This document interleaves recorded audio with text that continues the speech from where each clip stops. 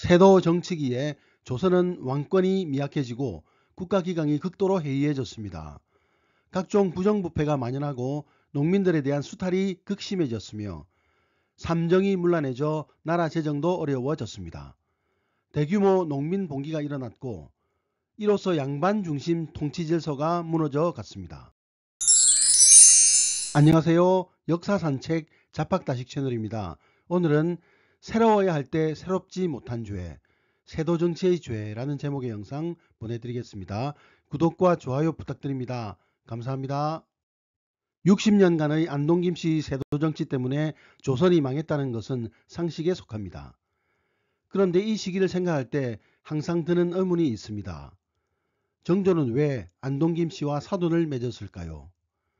잘 알다시피 정조가 일찍 죽고 어린 아들 순조가 즉위하면서 섭정이 이루어졌고 안동김씨가 섭정을 하면서 세도정치가 시작되었습니다.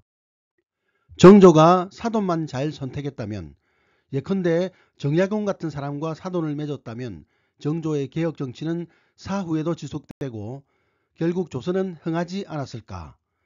왜 정조는 아들을 안동김씨 집안의 딸과 결혼시켰을까? 그런데 최소한 19세기 전반기만 보면 의외의 사실을 접하게 됩니다. 세도정치기임에도 여러 차례 암행 의사를 보내 탐관오리를 응징하는가 하면 삼정의 문란을 시정하기 위한 개혁정책도 자주 시행했습니다. 주전, 즉 동전 만드는 것을 장려하여 당시 성장하는 상업을 뒷받침하려는 노력도 했습니다. 정조만큼은 아니지만 상당한 개혁을 시도했던 것이지요. 사실 김조순과 안동김씨는 정조의 유력한 동맹 세력이었습니다. 정조가 김조순과 사돈을 맺은 것도 바로 그 때문이었습니다. 김조순은 노론 강경파로 유명한 김창집의 후손이지만 사도세자 사건 당시 사도세자 죽음에 반대했던 시파의 우두머리로서 정조의 개혁을 뒷받침한 초계 문신, 즉 정조의 특채로 뽑힌 당하관 문신이자 규장각 각신이었습니다. 정조가 죽은 뒤 섭정에 임명되어서도 정조에 반대했던 벽파들을 처단하고 정조의 정적이었던 정순왕후의 경주 김씨 집안을 일망타진했습니다. 지금까지 정조 암살의 주범으로 지목되는 벽파의 심한지도 이때 처단되었습니다.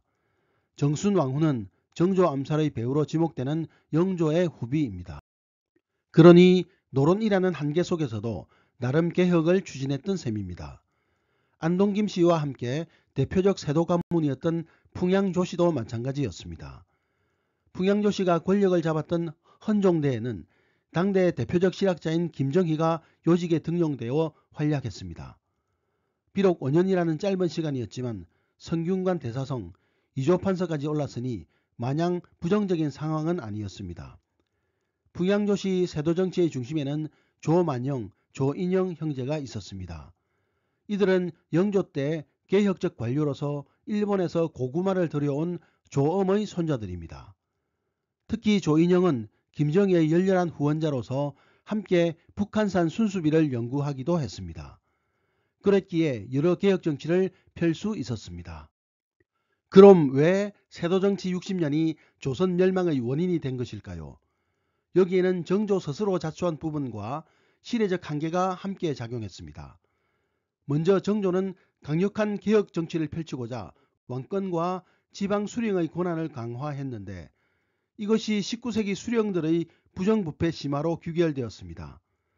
또 왕권을 강화하는 과정에서 등용한 일부 신하들이 권력을 독점하면서 세도정치로 발전했습니다. 정조 때에는 측근 홍구경이 세도를 부리다 쫓겨났고 정조 사후에 안동김씨와 분양조씨도 그런 식으로 권력을 독점해 정치의 기본틀을 무너뜨렸습니다. 이로써 정치의 기본인 상호 견제와 공존이 무너졌고 시간이 흐를수록 권력은 부패해 갔습니다. 견제 불가능한 권력이 부패해 가는 동안 사회는 점점 혼란에 빠져들었습니다. 19세기 조선은 상업사회로 발전하면서 기존의 농업중심, 양반중심 질서와 격렬히 충돌했는데 이 시기 두 질서가 서로 화해하지 못하고 부딪히면서 여러 부작용이 일어났고 그 부작용은 오롯이 일반 백성들에게 돌아갔습니다. 진보와 보수가 싸움에만 몰두하면 서민 생활이 파탄나는 것과 마찬가지입니다. 혼란 속에서 민중들은 홍경래의 난 같은 밀란을 일으켜 저항하거나 천주교나 동학 등 신흥 종교의 의탁에 현실에서 도피하려 했고, 정부는 밀란을 진압하고 신흥 종교를 사이비로 몰아 탄압하면서 악순환이 되풀이 되었습니다. 이런 혼란을 수습할 방안은 오직 새로운 정치의 탄생, 즉 유럽식의 민주적 정치 제도를 마련하는 것뿐이었습니다. 하지만 김조순이나 조만영은 새로운 정치를 주도할 위인들이 아니었습니다. 그들도 나름 노력은 했지만 기본적으로 노론이고 양반들이었습니다. 결국 60년 세도 정치가 잘못된 길로 간 것은 악의 무리들이 정치 권력을 잡았기 때문이 아닙니다. 낡은 세력, 즉 권력을 갖고 있는 기존 세력이 계속 권력을 잡은 것이 문제였습니다. 그래서 한편으로는 세도 정치 속에서 기존 양반들의 기득권을 지키려는 안동김 씨와 김조순과 김삿갓처럼 그걸 개혁하려고 노력하거나 조롱하는 안동김 씨가 공존할 수 있었고, 그 속에서 조선은 변하지 않고 계속 혼란에 빠져들었습니다. 나쁜 것과 낡은 것은 분명 다른 개념입니다. 그리고 역사는 최소한 격동기에는 나쁜 것보다 낡은 것을 더 싫어합니다. 새로워져야 할 때 새롭지 못한 죄, 변해야 할 때 변하지 못한 죄, 그것이 바로 세도 정치가들의 죄라고 할 수 있겠습니다. 오늘의 참고도서는 에피소드 한국사라는 책이었습니다. 감사합니다.